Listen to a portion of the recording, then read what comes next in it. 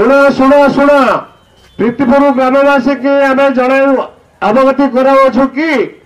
एवं आपण मध्यम आपण पंचायत सरपंच समिति सभ्य वार्ड मेंबर को आम जन दौचु कि मान्यवर एडीजीपी कोर्ट जाजपुर निर्देश क्रमे आपण ग्रामर नीलमणि पात्र एवं वाइफ पुष्पलता पात्र को आज मान्यवर कोर्ट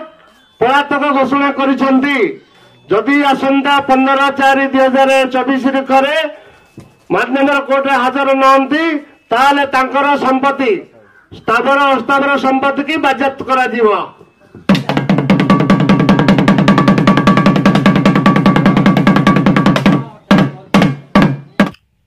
1995 मसीहा एक हत्याकांड अभियोग फेरार थिबा आसामी नीलमणि पात्र और तांको पत्नी पुष्पलता पात्र को मान्यवर एसडीजेएम कोर्ट जाजपुर पक्षर पलातक घोषणा करा जायछि। एही सरकारी आदेशनामा को कार्य करिया जाई अड़कुन थाना पक्षर प्रीतिपुर पंचायत तांको पैतृक बासभवन समेत अंचल विभिन्न स्थान में डेंगुरा बजाई 15 दिन मध्य आत्मसमर्पण करने को कंट दि जाइछि। जदि निर्दिष्ट समय भितर कोर्ट रे हाजर नहंती तांकर समस्त स्थावर और अस्थावर संपत्ति को बाज्याप्त करा जिवो।